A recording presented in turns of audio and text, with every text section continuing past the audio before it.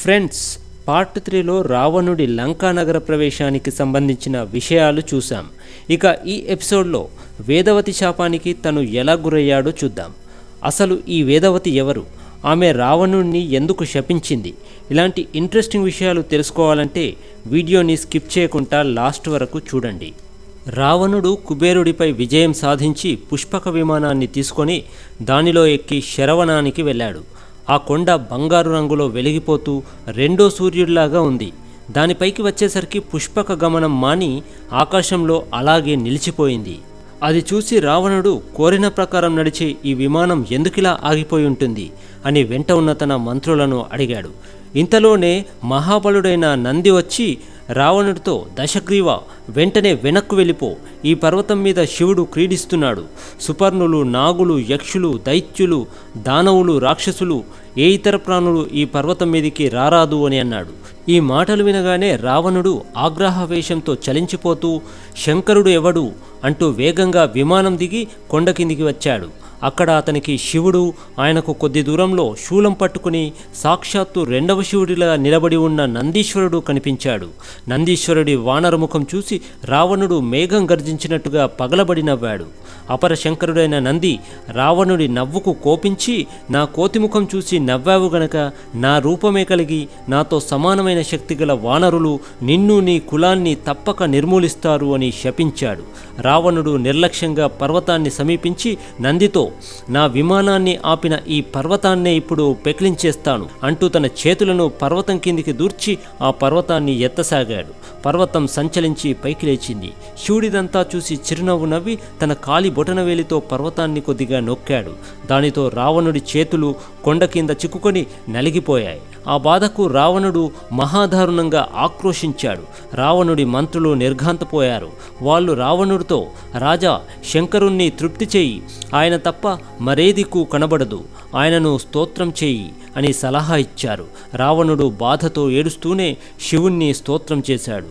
చివరకు శివుడు అనుగ్రహించి రావణుడి చేతులను కొండ కింది నుంచి తీసుకొనిచ్చి, నీ వీరత్వము, మదము, స్తోత్రము చూసి సంతోషించాను.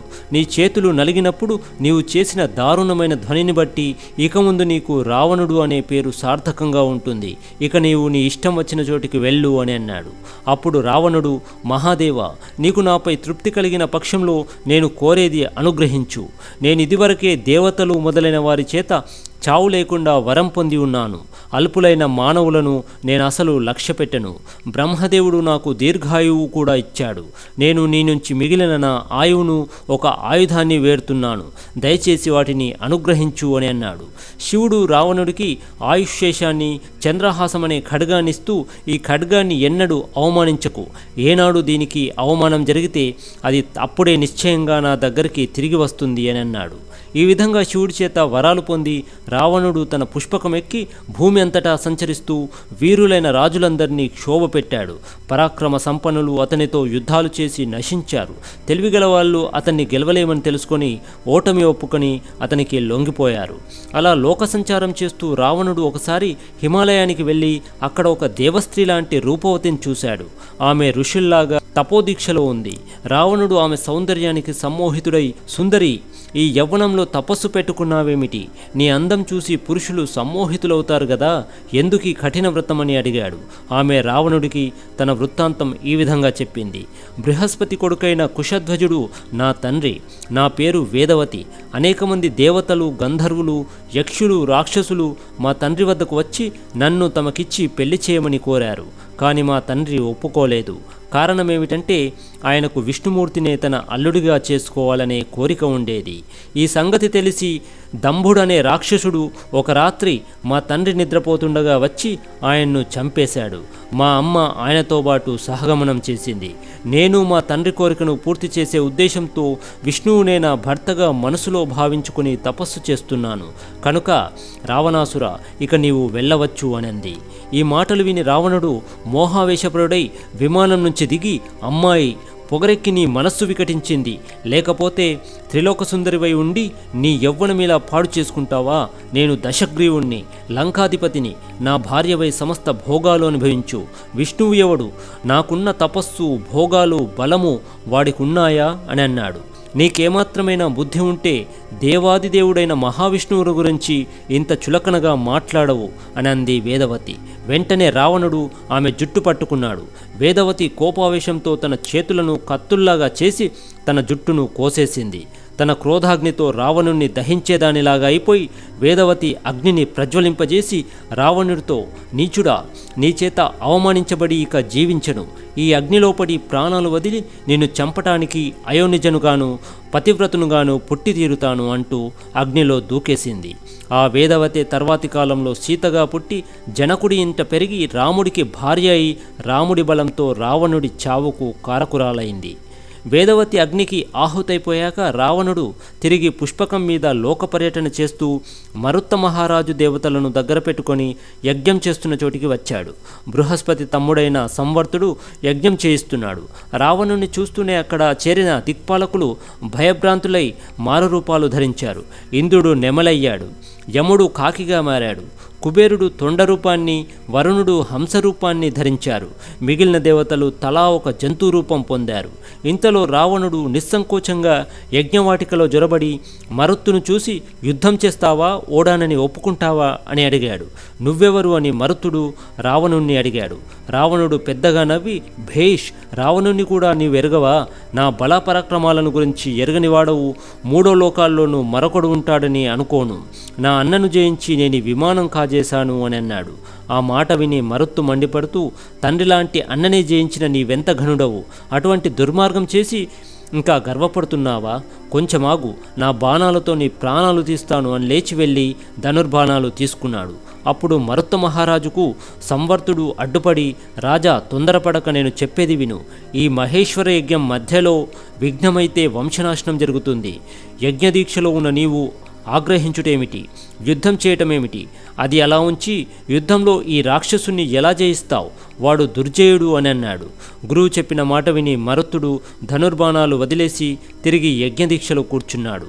అది చూసి రావణుడి మంత్రి అయిన శుకుడు పట్టరాని సంతోషంతో రావణుడిదే గెలుపు అని పెద్దపెట్టున కేకలు పెట్టాడు.